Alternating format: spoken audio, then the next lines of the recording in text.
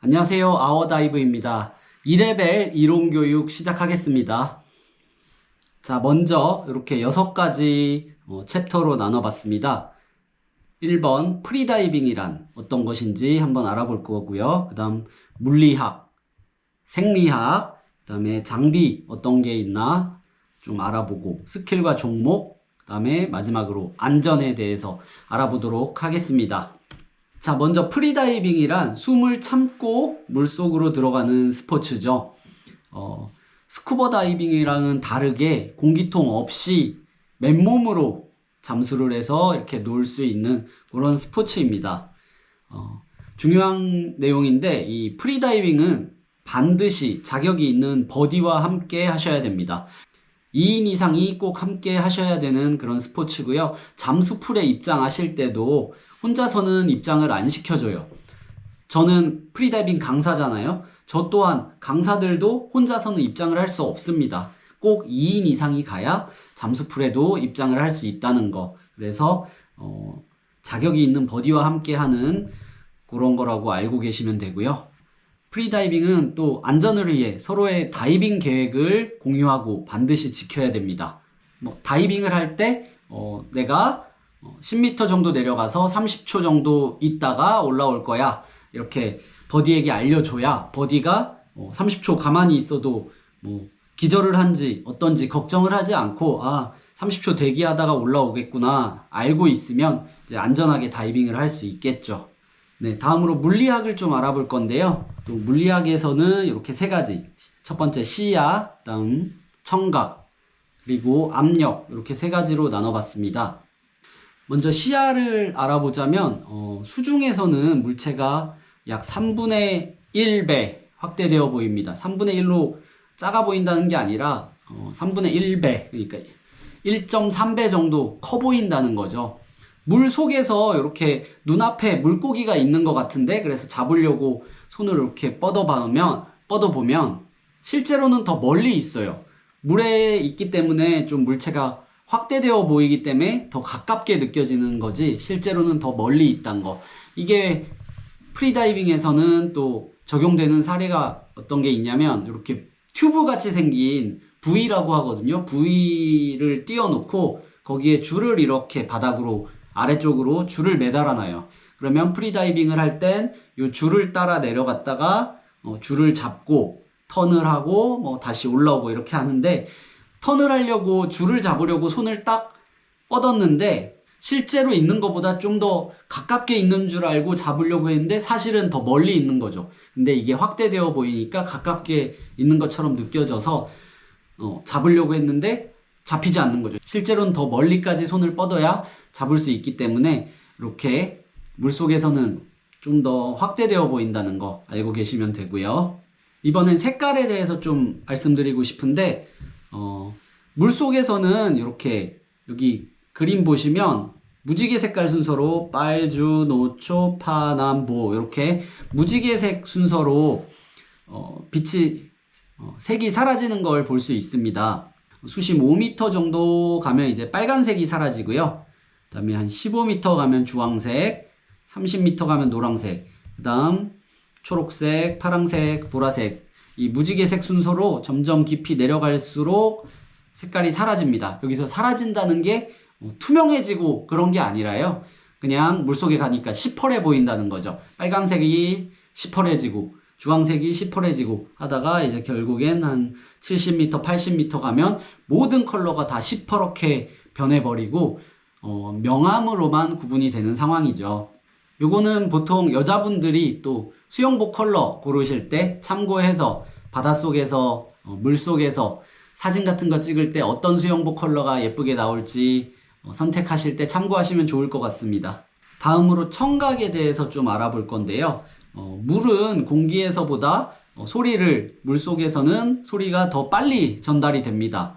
여기 물 밖에서는 이 왼쪽에서 소리가 딱 나면 왼쪽 귀에 먼저 들리고 그 다음 오른쪽 귀에 미세하지만 조금 더 늦게 들려서 먼저 들린 쪽에서 소리가 났구나 라고 판단을 할 수가 있거든요. 근데 물속에서는 소리가 딱 나면 양쪽 귀에 동시에 들려버려요. 소리가 전달되는 속도가 빠르기 때문에 양쪽에 동시에 들리면 이제 어느 쪽에서 소리가 났는지 우리가 판단하기가 좀 힘들죠. 이 공기 중에서보다 소리가 한 4배 정도 빠르게 전달됩니다. 바다에 가셨을 때 물속에 있는데 보트 소리가 난다.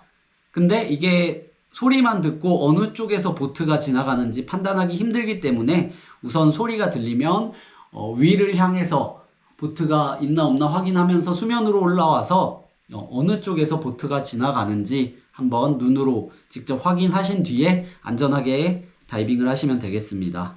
자, 이번엔 좀 중요한 건데요. 수압과 기체의 부피에 대해서 말씀드리고 싶어서 이렇게 정리를 해봤습니다. 보일의 법칙이란 게 있습니다. 이게 뭐냐면 일정 온도에서 기체의 부피는 압력에 반비례한다는 내용인데요. 너무 어렵게 생각하실 건 없고요. 일단 여기 그림에 보시면 풍선을 그려놨죠. 네, 이 풍선 크기가 점점 아래로 갈수록 작아지는 걸 보실 수 있는데요. 우리가 여기 있는 여기 지면이 1기압입니다. 저 하늘 위 높은 데서부터 우리가 있는 여기까지 있는 공기가 우리를 짓누르고 있죠. 1기압으로. 그래서 여기가 1기압인데 수심으로 내려가면 그 수압이 우리를 또 누르게 되잖아요. 그래서 물속에서는 10m를 내려갈 때마다 1기압씩 증가가 됩니다. 10m 가면 2기압이 되고 20m 가면 3기압이 되고 30m 가면 4기압이 돼요. 이렇게 10m마다 1기압씩 증가가 되는데 기압이 늘어나면 어떤 변화가 일어나느냐. 기압이 2기압이 되면 기체의 부피가 2분의 1로 줄어듭니다. 그리고 3기압이 되면 3분의 1, 4기압이 되면 4분의 1로 기체의 부피가 줄어들어요. 여기 풍선 크기가 점점 줄어든 게 보이시죠? 이렇게 기체가 줄어드는 게 프리다이빙에서는 어떻게 적용되느냐? 우리 몸에도 그 기체가 들어있는 공간들이 있단 말이에요. 그래서 우리가 물속으로 들어갈수록 우리 몸에 있는 이 기체들이 작아지게 됩니다. 다음 페이지에서 한번 보실까요? 다음은 생리학인데요. 먼저 우리 몸 안에 공기 공간에 대해서 알아볼 거고, 이퀄라이징 정말 중요하죠. 이퀄라이징에 대해서 또 알아볼 거고요. 포유류 잠수 반사, 요거는 무엇인지 설명드리겠습니다. 그리고 호흡하는 방법 좀 알려드리고, 마지막으로 LMC, BO, 의식상실이죠. 요거에 대해서 설명드릴게요. 방금 보일의 법칙 말씀드렸죠. 기체가 이렇게 압력에 반비례해서 작아지는 거. 지금 그래서 우리 몸 안에도 공기가 들어있는 공간들이 있다고 말씀드렸잖아요. 대표적으로 우리 폐, 그리고 얼굴에 이 부비동, 그 다음 귀 쪽 요런데 공기들이 다 들어있잖아요. 근데 폐는 늘었다 줄었다 할 수 있는 곳이기 때문에 물속으로 이렇게 쭉 내려가서 기체의 부피가 작아지면 폐도 같이 작아졌다가 또 수면으로 오면 폐도 같이 늘었다가 이렇게 줄었다 늘었다 하기 때문에 우리가 따로 뭐 신경 써야 될 건 없습니다. 문제는 우리 얼굴에 요 부비동이나 귀 이런 데는 단단한 저장소라서 기체가 줄어든다고 뭐 이 부비동이 같이 줄어들고 그러질 않습니다. 물속으로 내려가서 기체가 줄어들면, 공기가 줄어들면 그만큼 다시 공기를 채워줘야만 우리가 다치지 않고 프리다이빙을 하실 수 있거든요. 그래서 이렇게 공기를 다시 채워주는 걸 이퀄라이징, 압력 평형이라고 합니다. 물속으로 내려가면 수압에 의해서 우리 고막이 이렇게 안쪽으로 눌리게 된단 말이에요. 근데 이퀄라이징을 해서 줄어든 공기만큼 다시 기체를 채워주면 이 눌렸던 고막이 다시 원래대로 돌아갑니다. 그러면 귀도 아프지 않겠죠. 근데 이퀄라이징을 하지 않고 그냥 막 내려가다 보면 이 고막이 안쪽으로 팽팽하게 눌리는 것 때문에 이게 점점 눌리다가 결국에는 막 아파지고, 여기서 억지로 더 내려가면 이제 고막에 천공이 생기게 됩니다. 구멍이 뚫린다는 거죠.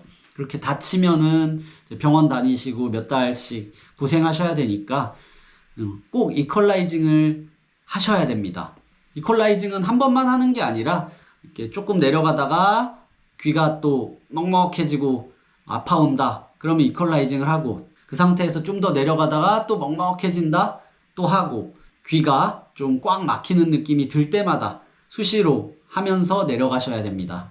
이퀄라이징 종류에는 발살바가 있고요. 프렌젤이란 게 있고, 요거 말고 이제 BTV라고 있는데 이거는 따로 이퀄라이징을 하지 않아도 스스로 이관을 조절할 수 있어서 이퀄라이징을 하지 않아도 공기를 채워줄 수 있는 그런 분들이 계세요. 흔하진 않습니다. 그래서 대부분 발살바 또는 프렌젤을 사용하시게 될 텐데, 먼저 발살바가 뭐냐면 코 풀 때 있잖아요. 이렇게 코를 풀잖아요.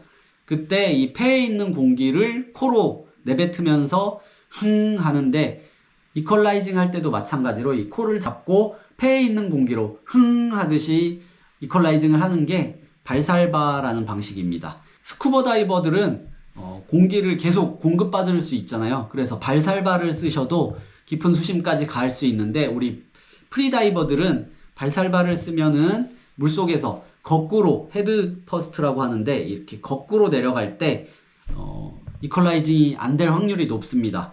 그래서 프렌젤이란 걸 익히셔야 돼요. 프렌젤은 발살바랑 다르게 요 얼굴 부위에 있는 공기만으로 이퀄라이징을 하는 방식입니다. 그래서 힘도 덜 들고 좀 더 효율적으로 이퀄라이징을 할 수가 있는데요. 프렌젤에 대해서는 이퀄라이징 영상, 프렌젤 영상을 또 제가 알려드릴 테니까 그거 보시고 연습 많이 하셔서 꼭 프렌젤을 쓰셔야 됩니다. 그리고 이퀄라이징을 좀 더 잘 하기 위해서 몇 가지 도움되는 것들이 있는데요. 먼저 다이빙 전에 스트레칭 하기, 그리고 건강할 때 다이빙 하기. 건강할 때는 뭐 감기가 걸리거나 비염이 심해지거나 하면 여기 이관이나 이런 공기 통로들이 콧물로 막힐 수가 있어요. 아니면 컨디션이 안 좋거나 할 때, 그럴 때 다이빙을 하면 이퀄라이징이 잘 안 될 수가 있습니다. 그래서 건강할 때 다이빙 하기, 그다음 천천히 하강하기. 요거는 처음에 이퀄라이징이 익숙치 않은 분들은 이퀄라이징 하는 타이밍을 잘 모를 수가 있단 말이에요. 그러다가 타이밍을 놓쳐서 너무 깊게 가버리면 귀가 아플 수가 있습니다. 그러다가 좀 다칠 수도 있고 하기 때문에 천천히 가면서 충분히 자주 이퀄라이징을 하는 연습을 하시고, 이게 익숙해지면 다음엔 좀 더 빨리 하셔도 좋습니다. 아프기 전에 충분히 자주 이퀄라이징 하기. 이퀄라이징 타이밍이 좀 늦어서 귀가 아파질 때 그때 하면은 사실 뭐 그때 하셔도 되긴 하는데 안 아픈 게 좋잖아요. 아프다가 잘못하면 타이밍을 좀 더 놓쳐서 더 늦게 하게 되면 귀가 다칠 수도 있고 하기 때문에 아프기 전에 꽉 막히는 느낌이 들면 미리미리 이퀄라이징을 하시는 게 좋습니다. 그리고 좀 미리 하는 게 이퀄라이징이 좀 더 잘 되는 것 같더라고요. 네, 다음은 포유류 잠수 반사 MDR이라고 하는 게 있어서 이걸 좀 설명드리려고 합니다. 지금 보시면 여기 그림에 고래가 있죠. 고래도 포유류지만 우리 인간도, 사람도 포유류잖아요. 우리가 물에 들어가게 되면 몸에서 어떤 반응들이 일어납니다. 먼저 대사저하. 대사저하로 대표적으로는 이제 소화 기능이 저하가 돼서 먹었던 음식물 이런 게 소화가 잘 안 되겠죠. 그러면 물속에서 좀 개워내려고 하는 그런 걸 느낄 수가 있습니다. 그래서 프리다이빙을 하시는 분들은 보통 2-3시간 전에는 그렇게 과식은 하지 않는 게 좋습니다. 뭐 간단히 드시는 건 큰 문제는 안 되는데, 식사를 좀 많이 드시고 바로 프리다이빙 하면은 속이 안 좋을 수가 있어요. 그 다음으로는 서맥. 심박수가 좀 느려지면서 맥박도 느려지는 그런 현상이 몸에서 일어나서 숨 참기에 유리해집니다. 우리가 이렇게 공기 중에서 그냥 숨 참는 시간보다 물 속에서 숨을 참으면 더 길게 참을 수 있어요. 그게 바로 이 서맥 효과 때문이죠. 그리고 비장 효과. 우리 몸의 장기 중에 비장이라는 애가 있는데, 평소에 이 비장에 적혈구를 보관해 두다가 숨 참기를 하고 있을 때 이 비장이 수축되면서 이 적혈구들을 혈액으로 더 내보내 줍니다. 그러면 이 적혈구가 증가하면서 혈액이 좀 더 많은 산소와 결합해서 숨 참기 시간이 또 늘어나는 효과가 있습니다. 말초 혈관 수축. 말초는 주변, 그러니까 바깥이란 뜻이죠. 우리 몸에서는 이제 손끝, 발끝 이런 데를 말초라고 하는데, 그쪽에 혈관이 수축되면서 이쪽에 있는 혈액들이 몸통 쪽으로 모여요. 몸통에 있는 그 심장, 폐, 뇌 뭐 이런 장기들을 좀 더 보호하기 위해 혈액이 몸통 쪽으로 모입니다. 이렇게 혈액 이동이 일어나면서 우리 장기로는 그 원활하게 산소를 공급할 수 있어서 안전하게 숨참기를 이어갈 수 있는 거죠. 자, 그러면 몸통 쪽에 이 흉곽 쪽에 혈액이 많이 모이면 우리 뇌가 우리 몸에 수분이 많네? 라고 인식을 해서 이걸 배출을 하려고 합니다. 수분을 가장 빠르게 쉽게 배출할 수 있는 방법으로는 소변이 있거든요. 물놀이를 하시다 보면 화장실 가고 싶잖아요. 그게 그냥 기분 탓이 아니라 이런 실제로 침수 이뇨라는 효과가 있습니다. 여기까지 MDR, 포유류 잠수 반사에 대해서 알아봤고요. 다음으로는 호흡에 대해서 좀 알아보려고 합니다. 우리가 공기를 마시면 이제 기관을 통해 기관지, 그 다음 세기관지 지나서 폐포까지 도착을 하게 되는데요. 여기 그림에 보시면 이게 폐포입니다. 이쪽에서 기체 교환이 이루어져요. 우리가 숨을 쉴 때 산소를 마시고 뱉을 때 이산화탄소가 배출이 됩니다. 공기를 마셔서 공기가 이 폐포에서 혈액으로 산소를 보내고 또 몸에 있는 이산화탄소는 혈액에서 빠져나와서 폐포에서 교환이 돼서 다시 배출이 되는 과정인데요. 숨을 참고 있으면 이 산소를 마시지 못할 뿐만 아니라 이산화탄소도 배출을 할 수가 없단 말이죠. 근데 우리 몸은 산소가 많은지 부족한지 이걸 감지할 수 있는 센서가 없습니다. 숨을 참고 있으면 숨이 너무 쉬고 싶어지는데 그걸 호흡 충동이라고 하는데 이거는 산소가 부족해서가 아니라 이산화탄소가 배출되지 않아서 혈중 이산화탄소 농도가 높아져서 숨을 쉬어야겠다. 너무 숨 쉬고 싶어. 이런 생각이 드는 겁니다. 그래서 프리다이빙을 하시면서 물속에서 숨을 참으실 때 호흡 충동을 느끼잖아요. 그러면 산소가 모자란 게 아니니까 위험하지 않다. 이렇게 생각하시고 너무 당황하지 마시고 그냥 이산화탄소가 배출이 안 된 것 뿐이야. 이렇게 편하게 생각하시고 프리다이빙을 이어가시면 됩니다. 다음으로 알아볼 게 초과호흡이란 게 있습니다. 초과호흡은 이렇게 좀 과하게 평소랑 다르게 이렇게 쉬는 걸 초과호흡이라고 하는데요. 이렇게 쉬면 산소를 더 많이 마시고 이산화탄소를 더 많이 뱉는 것 같지만 사실은 우리 혈액에 언제나 95에서 99%의 농도로 산소가 포화되어 있기 때문에 이렇게 초과호흡을 하더라도 실제로 효과는 산소를 많이 마시는 효과는 미비한 거죠. 근데 문제가 뭐냐면 이산화탄소는 혈중 이산화탄소 농도는 어느 정도 항상 유지가 되고 있는데 초과호흡을 하면 이 이산화탄소 농도가 낮아집니다. 많이 뱉기 때문에. 그러면 어떤 위험성이 있는지 한번 설명드릴게요. 요게 정상적인 상태의 숨참기 하는 그래프를 그려본 거고요. 지금 요 그래프에 대해서 좀 설명을 드려볼게요. 요쪽으로 갈수록 시간이 흐르는 겁니다. 여기 혈중 산소 포화도가 평소에 95에서 99%인데 숨을 참다 보면 점점 산소가 줄어들겠죠? 이렇게 산소가 줄어듭니다. 근데 여기 점선, 파란색 점선 보시면 의식 상실 구간이 있어요.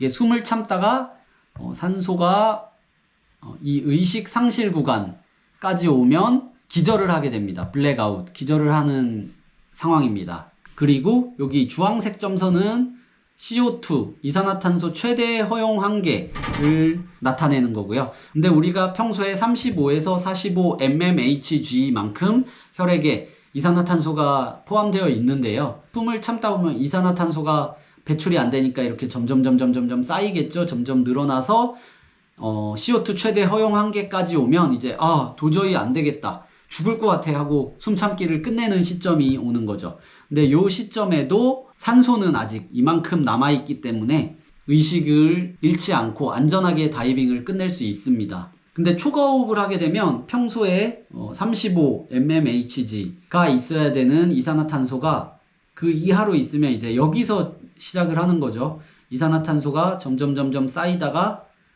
오늘 숨참기 왜 이렇게 편하지? 하고 점점 쌓이는데 평소라면 여기서 시작해서 이렇게 가서 여기서 숨참기가 끝나죠. 밑에서 출발하면 점점 쌓이다가 여기서 이미 끝났어야 되는 지점을 지나서 힘들지 않네 하다가 여기까지 갑니다. 근데 여기는 어떻게 되죠? 이미 여기서 의식 상실을 겪게 됩니다. 초과호흡을 하지 않았으면 여기서 숨참기를 끝내고 산소가 이만큼 남은 채로 안전하게 다이빙을 끝냈을 텐데 초과호흡으로 인해서 숨참기를 끝내는 타이밍을 놓쳐서 결국 의식 상실까지 가게 되는 거죠. 이런 위험성이 있어서 초과호흡은 절대로 하지 않는 게 좋습니다. 선수들은 본인의 능력이나 컨디션에 따라서 이런 걸 다 컨트롤할 수 있기 때문에 일부러 초과호흡을 하는 경우도 있습니다만 저희는 그런 선수들과는 다르기 때문에 초과 호흡은 하지 않는 게 가장 좋습니다. LMC, 운동신경 조절 장애 라는 거를 좀 알아볼 건데요. LMC는 체내에 이제 산소가 좀 모자라게 되면 나타나는 증상인데요. 이게 겉으로 봤을 때 어떻게 보이냐? 손끝, 발끝, 아니면 머리 이런데 경련을 일으키게 됩니다. 덜덜덜덜 이렇게 떠는 것처럼 경련을 일으키게 되는데 그런 현상을 LMC라고 하고요. 의식을 잃기 전 최후의 발악이라고 할 수 있는 거죠. 근데 이때 회복 호흡을 하고 숨을 쉬다 보면 금방 괜찮아집니다. 위험한 건 아니고요. 회복 호흡이 정말 중요하죠. 그런데 이런 LMC 단계에서도 산소 공급이 이루어지지 않으면 결국엔 BO, 블랙아웃, 의식 상실까지 겪게 되는 거죠. 의식을 상실하게 되면 우리가 프리다이빙을 하기 위해 숨을 가득 마시고 있었는데 마신 숨을 참고 있었죠. 근데 기절을 하면서 이 근육이 풀려서 숨도 뿜게 됩니다. 그래서 물속에서 공기를 뿜거나 하는 다이버가 보이면 바로 건져 올리셔야 돼요. 2레벨 과정 중에 레스큐도 있기 때문에 이런 의식 상실한 다이버를 어떻게 구조하는지 그런 것도 배우게 되실 겁니다. 다음은 프리다이빙 장비에 대해서 좀 알아볼게요. 크게 이렇게 마스크, 스노클, 핀, 웻수트, 그다음 웨이트 벨트랑 웨이트, 마지막으로 다이빙 컴퓨터, 부위, 랜야드 이런 것까지 한번 설명드릴게요. 먼저 마스크는 이렇게 그림엔 두 가지가 있는데 이 차이점이 뭐냐면 요거는 렌즈가 플라스틱으로 된 거고요. 요거는 유리 렌즈로 된 겁니다. 이게 뭐가 좋고 뭐가 나쁘고 그런 건 아니고 본인한테 더 잘 맞는 걸 쓰시면 되고요.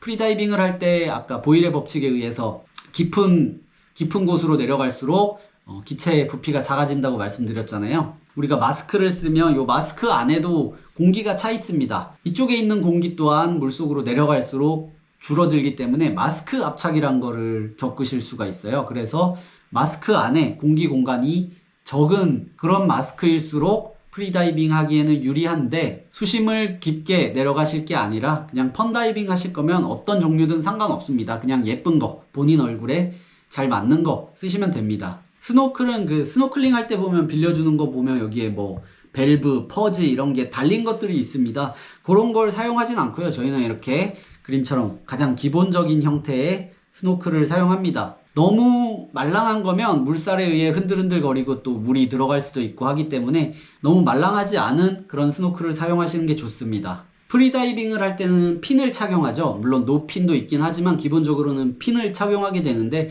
보통 롱핀이라고 합니다. 수영하는 분들이 쓰는 쇼핀, 롱핀이 따로 있고 프리다이빙에서는 그 수영용보다는 훨씬 긴 롱핀을 사용하게 되는데 지금 그림을 보시면 이 플라스틱 소재의 롱핀, 그 다음 카본 소재의 롱핀이 있고 요 가운데는 유리 섬유라는 소재로 만든 롱핀입니다. 요 차이가 뭐냐면 플라스틱은 가격이 저렴하고요. 튼튼합니다. 그리고 반대로 카본은 가격이 비싸고 플라스틱에 비해서는 조금 덜 튼튼하다고 보시면 되죠. 대신에 조금 적은 힘으로도 많은 추진력을 낼 수 있어서 프리다이빙 기록을 측정하거나 할 때 좀 더 좋은 기록을 낼 수 있습니다. 그리고 가운데 있는 유리섬유는 이 두 가지의 중간 정도라고 보시면 돼요. 가격도 중간 정도고 성능도 중간 정도다 생각하시면 되고 보통 프리다이빙에 입문하셔서 처음으로 구매하시는 게 대부분 진짜 10명 중 한 8, 9명은 이 유리섬유로 된 이 핀을 구매하십니다. 저도 추천드리자면 그냥 처음에 유리섬유 핀을 구매하시는 게 제일 낫다고 생각해요. 핀 구매 계획이 있으시면 저한테 물어보시면 제가 또 추천드리겠습니다. 웻수트라고 그 해녀들 보면은 뭐 해녀복 같은 거 입고 있잖아요. 그것처럼 프리다이버들도 수트를 입는 경우가 있습니다. 이거는 가장 큰 목적이 체온 유지죠. 그리고 바다에는 뭐 끓길 수도 있는데 그렇게 피부도 보호할 수 있고 그런 장점 때문에 수트를 착용하게 됩니다. 1.5에서 2mm 정도 되는 얇은 수트부터 뭐 5mm, 7mm 정도 되는 두꺼운 그런 수트도 있습니다. 이거는 기온에 따라서 선택을 하게 되고요. 얇을수록 입기가 편하고 두꺼울수록 입고 벗기가 굉장히 힘들어요. 프리다이빙을 하실 때 뭐 꼭 필요한 건 아니지만 추위를 많이 타시는 분들이나 아니면 국내 바다에 다이빙 계획이 있으시면 수트 하나 정도 있으시면 굉장히 잘 쓰실 수 있을 거예요. 그리고 수트가 약간 구명조끼처럼 부력이 있어요. 2mm 같은 거는 좀 부력이 약한데 이제 5mm, 7mm 이런 거는 뭐 거의 구명조끼 수준이라서 수트를 착용할 때는 이렇게 웨이트 벨트와 웨이트를 같이 착용해서 이 부력을 상쇄시켜줘야 물속으로 들어가기에 좀 편합니다. 지금 그림 보시면 여기 허리에 뭐 노란색, 검정색 뭐 덩어리들 차고 있죠. 이게 납으로 된 웨이트인데요. 이 웨이트를 끼우는 웨이트 벨트를 허리에 차고 프리다이빙을 하시게 되는데, 이 웨이트 벨트는 쉽게 풀 수 있는 그런 방식으로 된 걸 선택하셔야 됩니다. 물속에서 기절을 하거나 했을 때 구조하는 사람이 웨이트 벨트를 바로 쉽게 풀고 수면으로 구조를 할 수 있게 안전을 위해서 퀵 릴리즈 방식으로 된 웨이트 벨트를 사용하시면 됩니다. 스쿠버 다이버들은 신축성이 없는 그런 소재의 웨이트 벨트를 쓰는데, 우리 프리다이버들은 실리콘 같은 소재로 된 늘어났다 줄었다 할 수 있는 소재의 웨이트 벨트를 착용해야 됩니다. 왜냐하면 최종 호흡을 마실 때 복식 호흡도 하잖아요. 그때 배가 빵빵하게 늘어남에 따라 웨이트 벨트도 같이 좀 영향을 받을 수 있기 때문에 그렇게 신축성이 있는 걸 사용하게 되고요. 그리고 최대한 아래쪽에 거의 골반 쪽에 착용을 해야 배가 빵빵해졌을 때 웨이트 벨트 때문에 최종 호흡에 방해를 받지 않겠죠. 그래서 배보다는 살짝 아래 골반 쪽으로 착용하시는 게 좋습니다. 그리고 다른 장비들로는 이렇게 다이빙 컴퓨터, 부위, 랜야드 뭐 이런 것들이 있는데요. 프리다이빙 사실 뭐 돈 들 게 크게 없을 수도 있어요. 마스크, 스노클, 핀 이렇게 세 가지만 있으면 즐길 수 있는 스포츠인데, 이제 또 취미 생활이다 보니까 뭐 욕심을 내자면 끝도 없죠. 꼭 필요한 건 아니지만 뭐 수트나 이렇게 다이빙 컴퓨터 이런 걸 사고 싶어지면 이런 건 좀 가격대가 나갑니다. 다이빙 컴퓨터는 뭐 50만원, 100만원, 비싼 건 200만원 뭐 이렇게 나가기 때문에 이거는 욕심이 생기시는 분들 나중에 그때 사시면 되고요. 쉽게 또 쓸 수 있는 걸로는 애플워치 울트라, 그게 또 프리다이빙 가능하기 때문에 그런 걸로 쓰시는 분들도 많습니다. 그리고 부위는 보통은 강사들이 챙기고 다녀요. 그래서 따로 살 일은 없는데, 나중에 프리다이빙 많이 하시다가 정말 필요성이 느껴지신다 할 때 그때 구매를 하시면 되고요. 랜야드, 요거는 부위에 밑에 줄을 매달아 놓잖아요. 그 줄을 타고 깊은 수심까지 갔다가 다시 부위로 올라오는데, 그때 줄과의 거리가 너무 멀어지지 않도록 랜야드를 손목 아니면 뭐 허리 이런 데 착용하고 줄이랑 연결을 해둡니다. 그러면 물속에서 조류에 의해서 너무 멀어지거나 하는 위험을 방지할 수 있겠죠. 그리고 물속에서 의식을 잃었을 때 떠내려가지 않고 로프를 끌어올리면서 같이 랜야드에 묶여서 같이 수면까지 끌어올려질 수도 있는 그런 안전을 위한 장비라고 보시면 됩니다. 프리다이빙 스킬과 종목에 대해서 좀 알아볼게요. 또 이렇게 6가지로 정리를 해봤습니다. 하나씩 알아보죠. 먼저 호흡입니다. 호흡은 크게 4가지 정도로 나눌 수 있는데요. 먼저 준비호흡. 준비호흡은 지금 편하게 숨 쉬고 계시잖아요. 그때 지금처럼 편하게 숨 쉬면서 긴장을 완화하고 심박수를 느리게 하는 그런 단계라고 보시면 됩니다. 준비호흡을 하세요 하면은 꼭 이렇게 심호흡을 이렇게 막 심호흡을 하시는 분들이 있는데, 심호흡을 하란 게 아니에요. 편하게 숨 쉬면서 긴장을 완화하는 단계라고 보셔야 돼요. 집에서 그 TV 보실 때나 아니면 자려고 누웠을 때 그렇게 편안하게 호흡을 하시면 되고요. 그 다음에 준비가 되시면 최종 호흡을 합니다. 최종 호흡은 이 빨대로 물을 마시듯이 입을 그런 모양으로 오므려서 아랫배부터 옆구리, 폐 순서로 이렇게 차곡차곡 공기가 쌓이는 느낌을 받으면서 호흡을 마시면 돼요. 그리고 너무 빠르게 이렇게 마시지 말고 입을 오므려서 천천히 길게 마시는 겁니다. 이렇게요.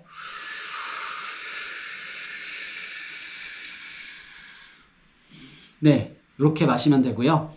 요거보다 훨씬 더 길게 하시는 분들도 계세요. 이렇게 아랫배가 볼록해지는 걸 느끼면서 천천히 길게, 그리고 최대한 많이 최종 호흡을 마시고 그 다음에 물속에 들어갑니다. 물속에서는 이제 숨 참기 단계가 되는데요. 이때는 절대로 숨을 내뱉으시면 안 됩니다. 내뱉는 숨에도 산소가 포함되어 있고요. 이 아까운 산소를 낭비하게 되는 거고, 또 숨을 내뱉는 만큼 부력도 낮아지면서 수면까지 올라올 때 조금 더 힘들게 올라오셔야 되는 거죠. 그래서 절대로 숨을 내뱉으면 안 되고요. 만약에 누가 숨을 내뱉는다 그러면 이거는 의식을 상실한 걸로 판단을 해서 무조건 구조를 하게 되어 있습니다. 그렇게 약속이 되어 있습니다. 너무 숨 쉬고 싶다. 그럴 때는 수면으로 올라오셔서 회복 호흡을 하시면 됩니다. 회복 호흡은 최종 호흡이랑은 방식이 완전히 달라요. 그 최종 호흡을 하셔서 숨을 가득 마시고 있잖아요. 폐가 빵빵해져 있잖아요. 수면에 올라오면 먼저 이 가득 마시고 있는 숨을 하고 뱉어줍니다. 만약에 100을 마시고 있었으면 그냥 한 50 정도만 뱉는다, 그런 느낌으로 하고 뱉는데, 이게 억지로 뱉는 게 아니라 그냥 참고 있던 힘만 탁 풀어줘서 그냥 공기가 자연스레 빠져나가는 그런 느낌이라고 보시면 돼요. 그 다음에 뱉자마자 빠르고 강하게 입을 좀 크게 벌려서 네, 이렇게 마셔주는 거예요. 최종 호흡은 입을 오므려서 천천히 마시는 거였잖아요. 근데 회복 호흡은 빠르고 강하게 마셔야 돼요. 이렇게 강하게 다시 100을 채워주는 거죠. 그 다음 50을 뱉고 다시 100을 채우고, 요거를 2, 3회 정도 반복한다고 보시면 돼요. 이렇게 설명드려도 실제로 하실 때 회복 호흡 하세요 라고 하면 이렇게 뱉는 숨을 굉장히 길게 뱉고 또 마시는 것도 강하게 마시지 않고 그런 분들이 많거든요. 그렇게 하시면 안 되고, 마시는 걸 강하게 하고 뱉는 건 가볍게 뱉고 빠르게 또 강하게 마시고, 이렇게 하는 게 회복 호흡입니다. 프리다이빙 스킬 중에는 이제 덕다이빙이라고 있습니다. 요거는 또 프리다이빙의 꽃이라고 할 수 있죠. 오리가 이 물속에 있는 물고기를 잡을 때 고개를 90도 숙여서 물고기를 탁 잡는데요. 그런 모양이라고 비슷하다고 해서 덕다이빙이라고 합니다. 요 그림처럼 이렇게 상체를 90도 숙인 다음에 하체를 들어서 몸이 완전히 일자가 되게, 이렇게 하면 수면에서 이제 물속으로 쭉 들어갈 수 있습니다. 2레벨 하시는 과정에서 덕다이빙은 굉장히 많이 연습하시게 될 거고요. 요거 덕다이빙 예쁘게 하시면 정말 프리다이빙 잘하는 것처럼 멋지게 보입니다. 프리다이빙 종목을 좀 설명드릴 텐데요. 먼저 스태틱 앰니아라는 게 있어요. 이거는 그냥 숨 참기 시간을 측정하는 그런 종목이라고 보시면 되고요. 실제로 프리다이빙 대회에서도 있는 종목입니다. 숨 참기를 처음에는 좀 답답하고 힘들 거예요. 근데 이것도 몇 번 하면서 이 답답함에 익숙해지시면 좀 더 길게 참으실 수 있고요. 숨을 계속 참다 보면 어느 순간 컨트랙션이라고 이렇게 뭔가를 뱉으려고 하는 상태가 됩니다. 이거는 그 몸속에 쌓인 이산화탄소를 강제로 내보내기 위해서 횡격막이 수축하는 동작인데요. 이때도 당황하지 말고 그냥 최대한 몸에 힘이 들어가지 않게 유지하면서 숨을 좀 더 참으시면 숨을 더 참으실 수 있어요. 컨트랙션이 와도 뭐 1분, 2분 이상 그렇게 숨을 참으시는 분들도 있고요, 실제로. 네, 다음은 다이나믹 앰니아입니다. 아까는 스태틱 앰니아였잖아요. 이번엔 다이나믹 앰니아. 이 앰니아라는 말은 프랑스어로 무호흡 상태를 의미하는 거예요. 그래서 숨을 참고 있는 과정에서 뭔가를 하는 거죠. 아까는 스태틱, 정적인 숨참기. 이번엔 다이나믹 앰니아, 동적인 숨참기죠. 이거는 쉽게 말하면 자명이라고 보시면 돼요. 이것 또한 프리다이빙 대회에 있는 종목이고요. 이거는 잠수를 해서 수평으로 이동하는 거리, 얼마나 멀리 갔는가, 그거를 측정하는 종목이고요. 2레벨 기준은 25m입니다. 그리고 아까 스태틱 앰니아는 1분 30초를 넘으시면 합격입니다. 프리 이멀전이라고 이 그림에 보시면 줄을 잡고 내려가고 있죠, 사람이. 이렇게 발차기는 하지 않고요. 줄을 당겨서 내려갔다가 올라올 때도 마찬가지로 줄을 당겨서 올라오는 그런 종목입니다. 이거는 얼마나 깊이 내려가느냐 하는 그 수심을 측정하는 종목이고요. 이퀄라이징 연습할 때 조금씩 줄을 잡고 내려가서 이퀄라이징 체크해보고, 그런 방식으로 이퀄라이징 연습할 때도 많이 쓰이고요. 잠수풀에 가시면 처음에 웜업으로 프리이멀전을 많이 쓰기도 합니다. 다리를 쓰지 않고 손만 쓰잖아요. 그래서 이따가 나중에 피닝을 할 때를 위해서 이 다리 체력을 아껴둘 수 있죠. 그래서 웜업으로도 많이 쓰는 그런 방식입니다. 컨스탄트 웨이트, CWT라는 건데요. 이거는 방금 그 줄을 잡고 내려가는 게 아니라 줄을 따라서 내려가는 건 맞는데, 줄을 보고 발차기를 해서 피닝을 해서 내려갔다가 올라올 때 또한 피닝을 해서 올라와야 됩니다. 줄은 딱 한 번 잡을 수 있어요. 밑에 내려가서 턴을 해서 올라올 때, 이 턴할 때 한 번 딱 잡을 수 있거든요. 그 외에 줄을 터치하게 되면 이 대회에서는 실격이 됩니다. 여러분들도 2레벨을 하시면서 10m를 다녀오셔야, 이 CWT로 10m를 다녀오셔야 2레벨 수심 테스트 합격인 거예요. 요건 덥다이빙으로 입수해서 그대로 줄을 따라 쭉 내려갔다가 올라오면 되는 건데, 저와 함께 많이 연습하실 거니까 10m 너무 무섭게 생각하지 않으셔도 누구나 다 잘 하실 수 있으니 걱정 안 하셔도 됩니다. 이퀄라이징만 된다면요. 그래서 이퀄라이징 안 되시는 분들은 이퀄라이징을 정말 많이 연습하셔야 되고요. 다른 이런 테스트하는 것들은 연습만 좀 하시면 어렵지 않게 다 하실 수 있으니까 이퀄라이징 연습 정말 많이 하세요. 마지막으로 안전에 대해서 좀 알아볼 건데, 버디 시스템을 반드시 지켜주세요. 이건 왜 그런지 아시죠? 항상 안전을 위해 누군가 기절했을 때 구조할 사람이 있어야겠죠? 그런 버디 시스템 꼭 지켜주셔야 되고, 이퀄라이징은 무리하지 않게 하도록 합니다. 너무 세게 막 하다 보면 오히려 이 귀가 아프고 그럴 수도 있고요. 컨디션도 안 좋아질 수가 있습니다. 이퀄라이징은 무리하지 않게 살살 부드럽게 좀 자주자주 하는 게 좋고요. 수중에서는 절대로 숨을 내뱉지 마세요. 이거는 아까 이유 설명드렸죠? 절대로 뱉으시면 안 됩니다. 그리고 스쿠버 다이버의 산소를 절대로 마시면 안 됩니다. 이거는 마실 일은 사실 잘 없는데, 물속에 들어가면 우리 폐가 이렇게 작아지잖아요, 기체가. 그때 스쿠버의 산소를 마시게 되면 다시 폐가 이렇게 채워지잖아요. 이 상태에서 수면으로 오면 이게 폐가 더 부풀면서 다치게 되겠죠, 폐가. 그런 위험성도 있고요. 스쿠버 다이버들은 안전정지를 하면서 옵니다. 잠수병을 예방하기 위해서. 그런데 우리 프리다이빙 하시는 분들은 호흡이 제한적이잖아요. 그래서 빨리 수면으로 와야 되기 때문에 안전정지도 못하고 빠르게 와야 되기 때문에 스쿠버의 산소를 절대로 마시지 않는 거 중요합니다. 그리고 다이빙은 절대로 무리하지 않게 합니다. 프리다이빙은 경쟁하는 스포츠가 아니에요. 본인의 컨디션에 맞게 그렇게 안전하게 하셔야 되는데, 뭐 친구가 다이나믹을 50m 했다고 나는 75m 해야지 하고 컨디션도 안 좋은데 막 억지로 더 하다가 기절합니다. 그러지 말고 안전하게 본인의 컨디션에 맞게 본인의 실력에 맞게 하시는 게 정말 중요하고요. 마지막으로 수중생물과의 접촉은 피해야 된다는 거. 우리가 수중생물을 만지고 하면 걔네도 다치지만 반대로 수중생물이 독성이 있는지 아니면 공격성이 있는지 이런 건 우리가 알 수가 없기 때문에 잘못 만졌다가 우리도 다칠 수가 있어요. 그래서 수중생물은 접촉은 피하고 그냥 눈으로 보시고, 뭐 이렇게 사진 찍으실 거면 사진 찍고 그렇게 놓으시면 되지, 만지거나 하면 안 됩니다. 네, 여기까지 2레벨 이론 교육이었고요. 또 이론 시험이 있습니다. 제가 보내드린 이메일 통해서 그 패디에 가입하시면 이러닝으로 공부를 할 수 있는데, 지금 설명드린 이런 내용이랑 거의 비슷해요.